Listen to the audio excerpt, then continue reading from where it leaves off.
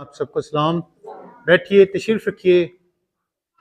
हम गुनाह के मुतल्लिक सीख रहे हैं और काफ़ी कुछ हम सीख भी चुके हैं। पिछले एक जुमा इससे पहले हमने गुनाह के घिनौनेपन के तल्लुक से सीखा था कि गुनाह किस कदर ख़तरनाक और घिनौना है। और आज हम आगे बढ़ेंगे गुनाह की फ़रेबकारी, जिसको हम धोखाधड़ी भी कह सकते हैं, कि किस तरह से इंसान उसके फ़रेब में आकर उसके जाल में फंसता है और फिर गुनाह उसे हलाकत की तरफ और मौत की तरफ ले जाता है। मेरे अज़ीज़ों, गुनाह की फ़रेबकारी इसी से ज़ाहिर होती है कि इंसान उसको इतना घिनौना, इतना ख़तरनाक नहीं समझता। वो इस गुनाह को इतना इजी लेता है कि ये कोई इतना बड़ा मसला नहीं है। मेरे अज़ीज़ों, खुदा की नज़र में हमने सीखा था कि गुनाह किस कदर घिनौना और किस कदर भयानक है। इंसान उसके इस घिनौनेपन को और उसके असर को कम करने के बहाने तलाश करता रहता है। किस तरह से, कैसे? किंज असीं इहदे असर नूं, इहदे घिनौनेपन नूं घट करन दी कोशिश करने। कैसे? कोई गल नहीं, खैर है, छोटी जी गलती है, केड़ा एडा वड्डा गुनाह कीता है और कोई गल नहीं, कोई बात नहीं, मामूली सी बात है, खुदा रहीम है, वो इतने छोटे गुनाह की सजा नहीं देगा। ये फ़रेब है, ये धोखा है। क्योंकि जैसे कि हमने यूहन्ना के खत में पढ़ा कि जो कोई गुनाह करता है वो शरअ की मुखालफत करता है और गुनाह शरअ की मुखालफत ही है। जब हम गुनाह करते हैं तो हम खुदा के कलाम की, उसके कवानीन की क्या कर रहे होते हैं? मुखालफत कर रहे होते हैं। गुनाह चाहे छोटा है या बड़ा है, खुदा की नजर में उतना ही घिनौना है जितना कि बहुत बड़ा गुनाह। इसलिए हम अक्सर ऐसा करते रहते हैं और हम ये कहते हैं कि इंसान कमजोर है, लापरवाही हो गई है ना, आइंदा ऐसा नहीं होगा, लेकिन फिर हम वही कुछ करते हैं। गलती हो गई, कोताही होगी, भूल चूक हो गई। ये अल्फाज हम अक्सर इस्तेमाल करते रहते हैं और इन अल्फाज से जाहिर होता है कि इंसान अपने आप को धोखा दे रहा है, फरेब दे रहा है और वो गुनाह के जाल में फंसा हुआ है। इसलिए गुनाह की फरेबकारी के अंदर वो फंस कर इस तरह के अल्फाज इस्तेमाल करता रहता है। बहुत सारे ईमानदार भी इस फरेब में फंस जाते हैं। ईमानदारों की बात कर रहा हूं। कितने ईमानदार हैं यहां पर? इन्ने गुने हैं? ये ईमानदार हैं, ये ईमानदार हैं, ये नहीं है। हैं? इसका मतलब है कि हमें अपनी ईमानदारी पर, अपनी निजात पर भी शक है। खुदा ने जो हमें निजात बख्शी है, हमने जो उसे कबूल किया है, हमें जो खून से धो दिया गया है, इसमें भी हम शक अपनी जिंदगी में रखते हैं, तो फिर हम कैसे निजात पाएंगे? और यही सबब है, यही वजह है ईमानदार भी इसमें फंस जाते हैं, कहीं दौलत के फ्रेम में आकर, और वो अपने बच्चों को भी इस फ्रेम में डाल देते हैं। उनके बच्चे भी इस फ्रेम में फंस जाते हैं और ये धोखा उनकी जिंदगी के लिए, उनके बच्चों के लिए इंतहाई खतरनाक होता है। वो अपने बच्चों को मशकूक मुशागिल में जाने देते हैं, रोकते नहीं, मना नहीं करते। मेरे जो सर की दोस्ती, आजमाइशों से छेड़छाड़ करना, और हम देखते हैं कि इस वक्त सबसे ज्यादा खतरनाक जो आपके पास छितर जिड्डा मोबाइल फोन है ना, ये इसके अंदर नौजवान तबका किस कदर फंस चुका है और वो इसको गुनाह नहीं समझता। ऐसे गलत ख्यालात, ऐसे गलत सोचें, ऐसी गलत तस्वीरें, ऐसे गलत फिल्में उसके अंदर ये वीडियोस देखते हैं और उसमें फंसते चले जाते हैं। मेरे से गौर से सुनिएगा आज की बातें, खास वो इखलाकी गुनाह में गिरफ्तार हो जाते हैं। उनके अंदर इखलाकी गुनाह बढ़ता चला जाता है और वो फिर अपने वालिदैन की भी नाफरमानी करना शुरू कर देते हैं, दूसरों की भी नाफरमानी करना शुरू कर देते हैं इस गुनाह के फ्रेब में आकर। मेरे अज़ीज़ों, हम अपनी रूह की बीमारी की नज़ाकत और चालबाजी को नहीं समझते। हम भूल जाते हैं कि आजमाइश हमारे सामने कभी भी अपने असली रंग, असली रूप में जाहिर नहीं होती। समझ में आई बात? कोई भी आजमाइश कभी भी, क्योंकि हमारी जो रूह है, हमारे अंदर जो रूह है, वो इसको जख्मी करती है, इसको जख्म पहुंचाती है।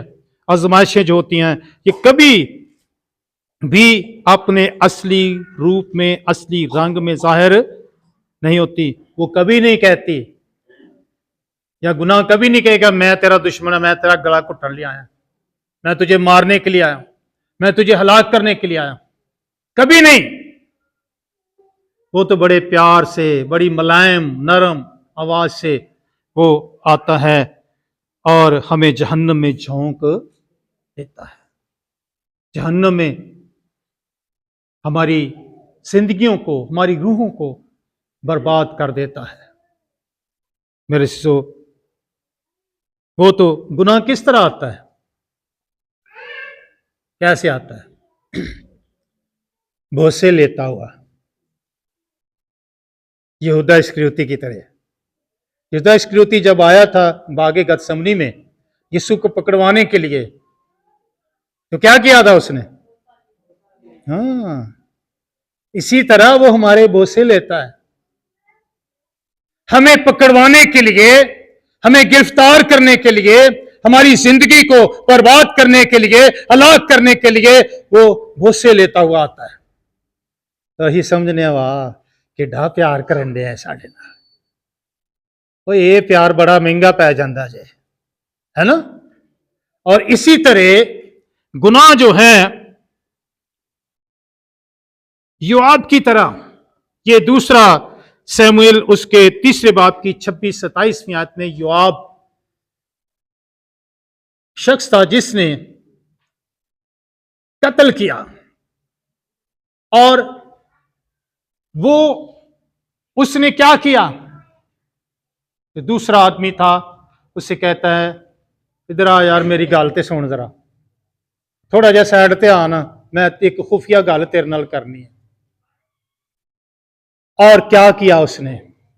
उसके यहां बुक्कल के अंदर छुरा था, जैसे ही वो उससे बात करने लगा उसने उसके पेट में छुरा घोंप दिया। इसी तरह वो हमारे पेट में छुरे घोंपता है। याद रखें, इसके फरेब में मत आए, उसकी फरेबकारी से बचें। और गुनाह बाहें फैलाए हुए मीठी मीठी बातें करते हुए आता है, आओ गले लगो, और फिर की करना है? ढेड च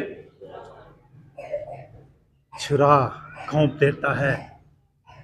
और हम समझते हैं कि ये हमारा दोस्त है, हमसे प्यार करता है, लेकिन गुनाह या इब्लीस कभी किसी का दोस्त नहीं हुआ, और ना वो अपनी चीजें किसी को देता है, क्योंकि वो खुद बादशाह है, बनना चाहता है, खुद तख्त नशीं होकर हुकूमत करता है। इसलिए मत सोचें कि शैतान दे पीछे लग के कुछ नहीं जो लबना। उल्टा वो आपके पेट में क्या करेगा? छुरे घोंपेगा। हमारे अबाओ अजदाद अम्मा हवा के साथ उसने कैसी बातें की थी, किंज दियां गल्लां कीतियां सन? हाँ, मीठी बातें, प्यारी बातें, खूबसूरत बातें उसने की, और बड़े प्यार से कहता है, क्या खुदा ने किसी दरख्त का फल खाने के लिए नहीं कहा? कर लो गल। ये धोखा, ये फ्रेब। और हवा ने उस फल को जब देखा, उस पर गौर किया, तो उसको कैसा लगा? कैसा लगा? बड़ा मजा आता है, बड़ी लज्जत आती है, बड़ा प्यारा लगता है। आंखों को देखने में क्या लगा? खुशनुमा, खूबसूरत, वाह।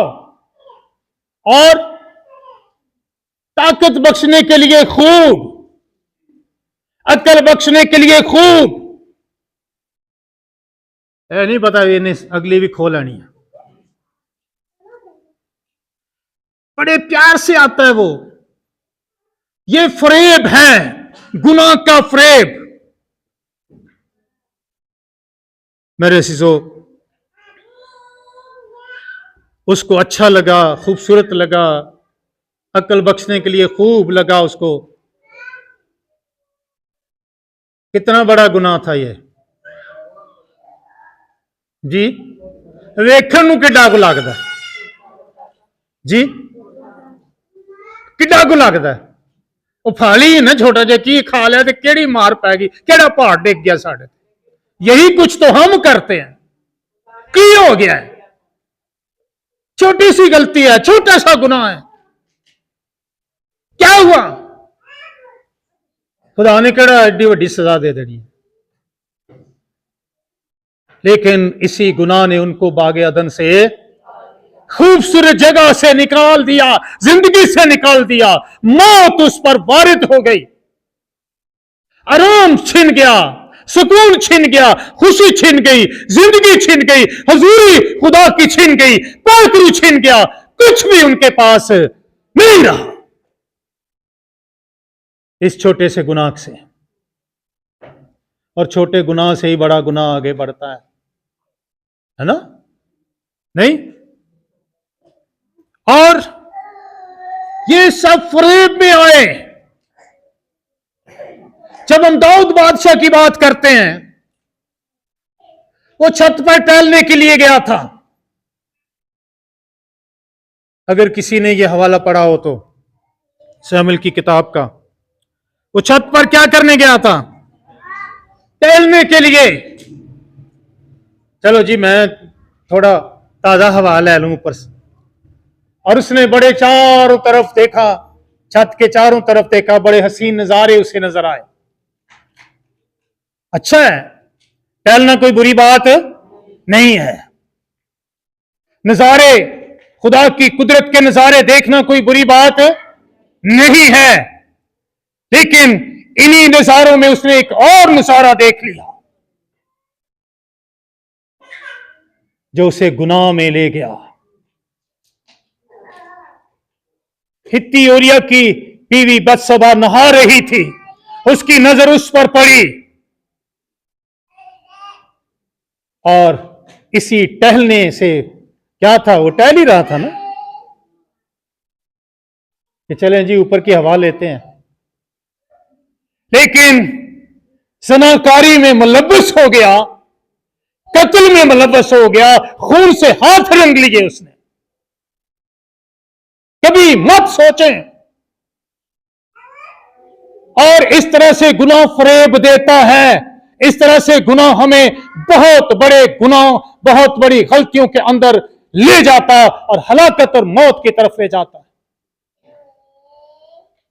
पिकनिक मनाना कोई बुरी बात नहीं है, लेकिन पिकनिक में अगर आपकी नजर किसी पर बुरी पड़ती है तो यह गलत है, क्योंकि इसी तरह से लोग फरेब में आते हैं।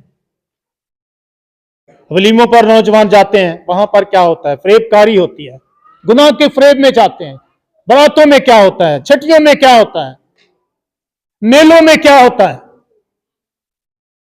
इसी तरह वो टहलने के लिए जाते हैं, तफरीह के लिए जाते हैं, लेकिन गुनाह के अंदर गिरफ्तार हो जाते हैं।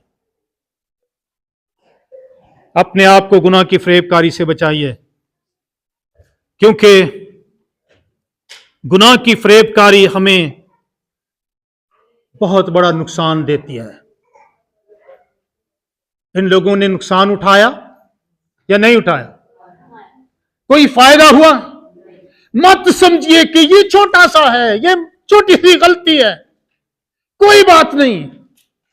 ये कोई बात नहीं बहुत दूर ले जाएगी आपको। मेरे सिजो, गुनाह कभी गुनाह मालूम नहीं होता। लोग गुनाह करके भी कहते हैं अही केड़ा गुनाह किया, कहते नहीं कि नहीं, अही की किया। गुनाह कभी गुनाह मालूम नहीं होता, बल्कि जब उसका रिजल्ट निकलता है, नतीजा जाहिर होता है, फिर पछतावा होता है, मैंने ये क्या किया, क्यों किया।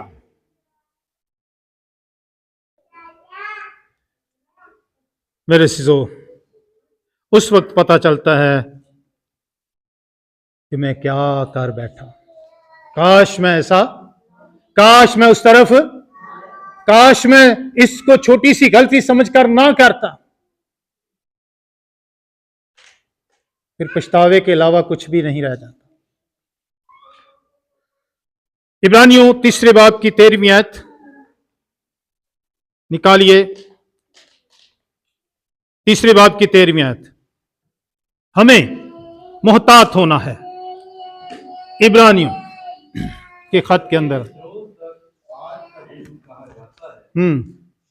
हर रोज आपस में नसीहत किया करो, हाँ, ताकि तुम में से कोई गुनाह के फरेब में आकर सब एक ना हो जाए। हर रोज आपस में नसीहत किया करो, एक दूसरे को समझाया करो, एक दूसरे को नसीहत करो। क्या लिखा है? नसीहत किया करो ताकि तुम में से कोई गुनाह के फरेब में आकर, ताकि तुम में से कोई गुनाह के फरेब में आकर सख्त दिल ना हो जाए। मेरे शिशो, हर रोज, कब? कदी कदी किते कर लिया करो नसीहत, कदी दिल कीता ते किसी नसीहत करती है ना, है ही लिखा ना। हर रोज क्या किया करो? कौन करे नसीहत जी? आपस में सच्ची सच्ची सच्ची दस्या जी, ईमानदारी नाल आपस असी कदी किसी ਨੂੰ नसीहत की है जी? इंज इंज सिर हिलता है जिवें बुढ़ियां दा हिलदा, इंज इंज नहीं हिलदा है। सुने ना सुने, लिखा है जब तक उम्मीद है उस वक्त तक अपने लड़के को, अपने बेटे को, अपनी बेटी को तरबियत दे, नसीहत कर, जब तक उम्मीद है। और उम्मीद कब तक होती है? जब तक जिंदगी है। तो असी थोड़ी जी नसीहत करके कहने लै भी ये सादी मनदा ही नहीं, सुनदा ही नहीं, जिंदगी तो खत्म हो गई है ना। करें नसीहत, हर रोज लिखा है ना यहां पर, हर रोज करें। मैंने एक दफा पढ़ा, यह तजर्बा भी है। पत्थर नीचे पड़ा हुआ था, ऊपर से पानी एक एक कतरा टपकता था, है ना। आप लोगों ने भी पढ़ा होगा। एक कतरा पानी का क्या करता था, उस पत्थर पर टपकता था। और उस कतरे में कितनी ताकत है? पानी का एक कतरा, उसमें कितनी पावर है? पत्थर में ताकत ज्यादा है या उस कतरे पानी में? अब वो उस पर रोज टपकता था, हर रोज टपकता था। उसने क्या किया? उस एक कतरे पानी ने उस पत्थर के अंदर सुराख कर दिया। जब हम हर रोज नसीहत करेंगे ना, एक दिन आएगा, एक वक्त आएगा कि ये आपका बोया हुआ बीज उगेगा और फल लाएगा। हालेलुया। यहां लिखा है आपस में हर रोज क्या किया करो? नसीहत किया करो, ताकि तुम में से कोई गुनाह के फ्रेब में आकर सख्त दिल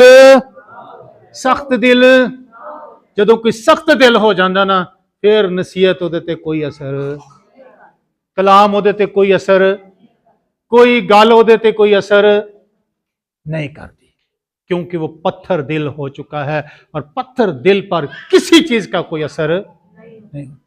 इसलिए हमें हर रोज नसीहत करना है, ताकि कोई गुनाह के फ्रेब में ना आ जाए, फंस ना जाए।